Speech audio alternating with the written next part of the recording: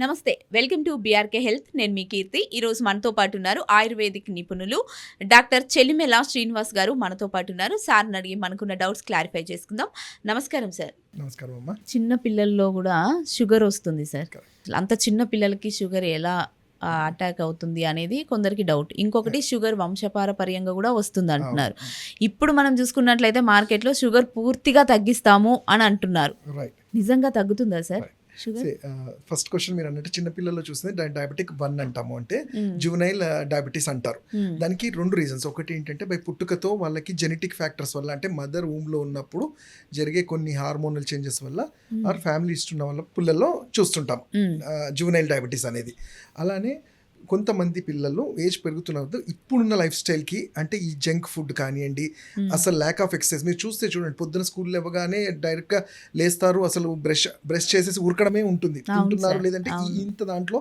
And మనం పిల్లల్ని pamper చేయడంలో ఈ బర్గర్స్ అని, పిజ్జాస్ అని, అంటే బాడీకి ఏదైతే హార్డ్గా డైజెస్ట్ చేసుకునే ఫుడ్స్ ఉంటాయో అవి అలవాటు చేస్తున్నాం. సో వీటి వల్ల అండ్ ల్యాక్ ఆఫ్ ఎక్సర్సైజెస్ వల్ల కూడా ఈ డయాబెటిక్ అనేది చూస్తూ ఉంటాం. సో ఇది 2 కారణాలుగా చూసుకుంటాము. అండ్ ఇంకోటి మీరు అన్నది ఏంటంటే షుగర్ అసలు తగ్గుతుంది, రివర్స్ అవుతుంది అనేది అంటారు.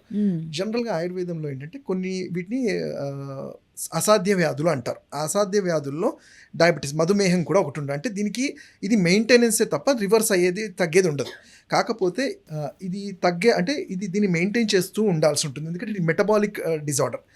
బాడీలో ఇన్సులిన్ అనేది, అంటే అసలు చూసుకుంటే షుగర్ అనేది, ఈ షుగర్ బాడీలో బ్లడ్లో వెళ్ళినప్పుడు మనం షుగర్ అనేది మన ఎనర్జీకి స్టోర్ అవ్వాలి. కానీ ఎక్కువగా ఇది బ్లడ్లో ఉన్నప్పుడు హై గ్లైసెమిక్ ఇండెక్స్ అనేది పెరుగుతుంది. సో దానికి తగ్గ డైట్, ఫుడ్, మెడిసిన్స్ తీసుకుంటూ మెయింటైన్ చేస్తాం. అయితే ఎప్పుడైతే షుగర్ కంప్లీట్గా తగ్గుతుంది, రివర్సల్ అనేది ఈ 5 years నుంచి వింటున్నాం. మేము కూడా చాలా కేసెస్లో వచ్చిన కేసెస్ని షుగర్ వాళ్ళు నార్మల్ అయ్యారు. అంటే ఇక్కడ ఒక చిన్న క్లాజ్ ఏంటంటే, మీరు చూసుకుంటే షుగర్ ఒక 10-15 years బ్యాక్ వరకు ఒక ఏజ్డ్ పర్సన్స్లో చూసేవాళ్ళం. అంటే 50-60 క్రాస్ అయిన వాళ్ళల్లో ఎవరైతే బాగా లైఫ్ అంటే ల్యాక్ ఆఫ్ ఎక్సర్సైజెస్, లావుగా ఉన్న వాళ్ళల్లో, ఎక్కువ సెడెంటరీ లైఫ్ స్టైల్, కూర్చొని జాబ్ చేసే వాళ్ళలో ఎక్కువ చూసేవాళ్ళం. వాళ్ళకి వంశపారంపర్యంగా వచ్చేది. బట్ ఇప్పుడు ఈ 10-15 years నుంచి చూస్తే ఈ జనరేషన్లో 25-30 years వాళ్ళకి కూడా షుగర్ అంటున్నారు. అంటే రీజన్ చూస్తే వాళ్ళకి స్ట్రెస్ వల్ల ఉంటుంది, వాళ్ళ లైఫ్ స్టైల్ అలా ఉంది, ల్యాక్ ఆఫ్ ఎక్సర్సైజ్ వల్ల ఉంది. అండ్ ఇంకా ఈ 5 years నుంచి చూసుకుంటే ఏమవుతుందంటే, మీరు అందరికీ తెలిసింది మన కోవిడ్ అనేది ఎంత ప్రభావంగా అది ఎంత డ్యామేజ్ చేసింది. అంటే కోవిడ్ అని ఒకటి కాదు, అలాంటి చాలా వైరస్లలో ఏమవుతుందంటే ఈ ఇన్సులిన్ అనేది దెబ్బతిన్నది. మీరు చూస్తే కోవిడ్లో ఎవరికి ఫ్యామిలీ హిస్టరీ లేని వాళ్ళకి కూడా షుగర్ అనేది వచ్చింది. అయితే ఇలాంటి వాళ్ళల్లో మనం షుగర్ రివర్సల్ చేసేదానికి చాలా ఈజీ ఉంటుంది. ఎందుకంటే వాళ్ళకి బై బర్త్ కానీ, బై జెనెటిక్ కానీ, బై హార్మోనల్ కానీ ఏది అంటే వాళ్ళకి రాలేదు. ఆ కోవిడ్ టైంలో మేబీ బికాస్ ఆఫ్ హార్మోన్స్, ఏదైనా మెడిసిన్స్ వల్ల కానీ దాని సైడ్ ఎఫెక్ట్ వల్ల వచ్చింది. కాబట్టి అవి తెలుసుకొని మనం ట్రీట్ చేయగలిగితే తప్పకుండా మనం షుగర్ని కంట్రోల్లో అండ్ తగ్గించగలుగుతాం. బట్ వేరాజ్ హార్మోన్స్, ఇప్పుడు అదే చెప్పండి, జెనెటిక్ ఫ్యాక్టర్ ఉన్న వాళ్ళలో నేను ఒకటే, దానికి కూడా ఆయుర్వేదంలో మేము ఎలా ట్రీట్ చేస్తామంటే, సింపుల్ ఎగ్జాంపుల్ అమ్మా, మీ ఫాదర్ మీకు బెంచ్ కార్ ఇచ్చారు, జనరలీ యాక్సెప్ట్ చేస్తారు. కానీ అక్కడ మనం ఒక చిన్న ఆప్షన్ ఉంటుంది, నాకు ఇప్పుడు వద్దు అనే ఆప్షన్ కూడా ఉంటుంది. మనకి ఎప్పుడైతే గ్రీడ్ పెరిగిపోయినా కావాలి అనుకున్నప్పుడు కావాలి అంటాం.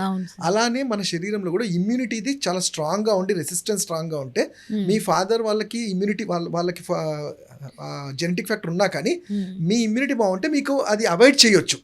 మనం ఏంటంటే ఈ ఇమ్యూనిటీ అనేది ఏంటంటే ఈ స్ట్రెస్ఫుల్ లైఫ్ వల్ల కానీ, టైంకి ఫుడ్ తీసుకోకుండా, ఈ స్మోకింగ్ అని, ఆల్కహాల్ అని, లేట్ నైట్స్ పడుకోవడం, వీటన్నిటి వల్ల మన ఇమ్యూన్ సిస్టమ్ని మనమే తగ్గించుకుంటున్నాం.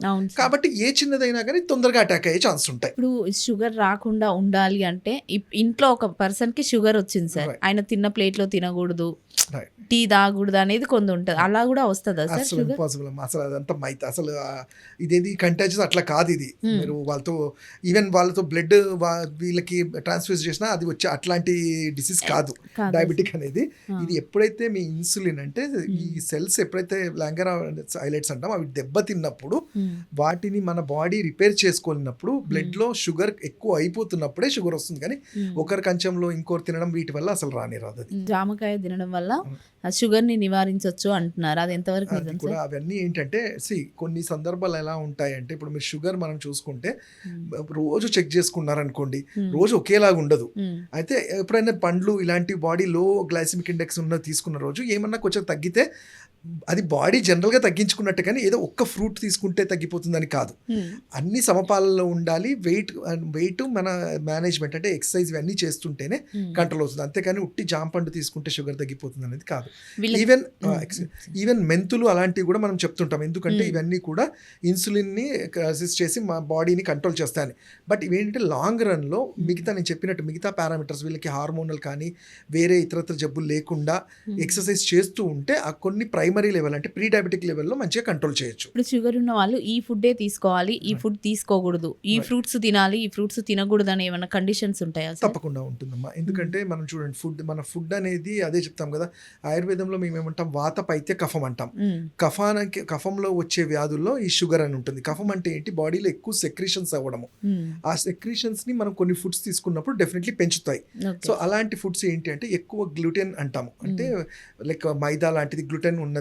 అలానే బాగా డ్రై చేసే foods like non veg items హెవీగా తీసుకోవడము, పొటాటోస్లో కానీ స్టార్చ్ ఎక్కువ ఉన్నాయి, కార్బోహైడ్రేట్స్ ఉన్నవి. ఏమంటే ఈ కఫాన్ని పెంచడం వల్ల మన బాడీ మెటబాలిజం తగ్గి షుగర్ లెవెల్స్ అనేవి కంట్రోల్ అవ్వవు. సో అందుకని డైట్ అనేది చాలా ఇంపార్టెంట్. కొన్ని ఫుడ్స్ వీళ్ళు తీసుకోకపోవడమే మంచిది.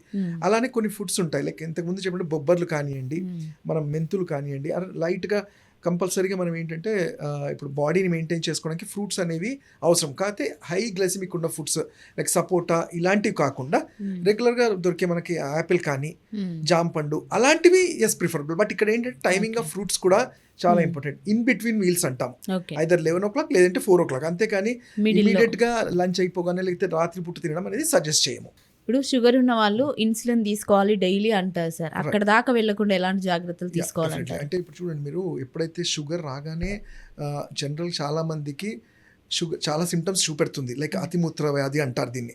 ఎక్కువ యూరినేషన్ పాస్ అవ్వడము, టైర్డ్నెస్ అవ్వడము, పెయిన్స్ లాంటివి రావడం, స్వెట్టింగ్ రావటము, ఇవన్నీ ఉన్నప్పుడు మీరు వైద్యుడిని కలిస్తే మనకి సింపుల్ బ్లడ్ టెస్ట్ ఉంటుంది, దాంట్లో తెలిసిపోతుంది. ఎప్పుడైతే మనం దీన్ని కంట్రోల్ చేయకుండా ఉంటే అది ముదరడం వల్ల ఇన్సులిన్ ఇస్తేనే బాడీలో ఈ షుగర్ లెవెల్స్ కంట్రోల్ అయ్యే స్టేజ్కి వస్తుంది.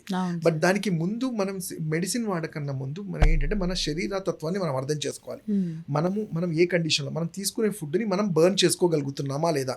అంటే దానికి ఎగ్జాంపుల్, ఇప్పుడు నేను బిర్యానీస్ తినేస్తాను, ఏం ఎక్సర్సైజ్ చేయను అంటే డెఫినెట్లీ మీరు మెడిసిన్ మీద డిపెండ్ అవ్వాల్సి వస్తుంది, అంటే ఒక ఏజ్ తర్వాత ఏజ్డ్ వాళ్ళలో. సో అలా కాకుండా ఉండాలంటే మనం ఫుడ్స్ అలానే రెగ్యులర్ వ్యాయామం అంటాం, అంటే ఫిజికల్ యాక్టివిటీ చేసుకుంటూ మెంటల్ స్ట్రెస్ లేకుండా సింపుల్ ఆయుర్వేదంలో చెప్పిన ఔషధాలు లైక్ దీనికి ఏంటంటే మధుమర్దనం అని కానివ్వండి, లేకపోతే అమృతాది గుగ్గులు అని కానీ, ఇలాంటి కొన్ని అంటే వీటి వల్ల సైడ్ ఎఫెక్ట్స్ ఏమీ లేకుండా ఈ ఇన్సులిన్ ని కరెక్ట్ చేస్తుంటాయి. అలానే జనరల్గా నేను చెప్పేది ఏంటంటే కంపల్సరీ ఒక 10 minutes ఆఫ్ మనకి ఫిజికల్ యాక్టివిటీ కూడా ఉండాలి. ఉంటే అలానే స్ట్రెస్ఫుల్ లైఫ్ లీడ్ చేయకుండా టైంకి ఫుడ్ తీసుకుంటే ఇన్సులిన్ స్టేజ్ వెళ్ళకుండా తప్పకుండా హెల్ప్ అవుతుంది. ఓకే సార్, మంచి ఇన్ఫర్మేషన్ ఇచ్చారు. Thank you so much sir. Thank you sir.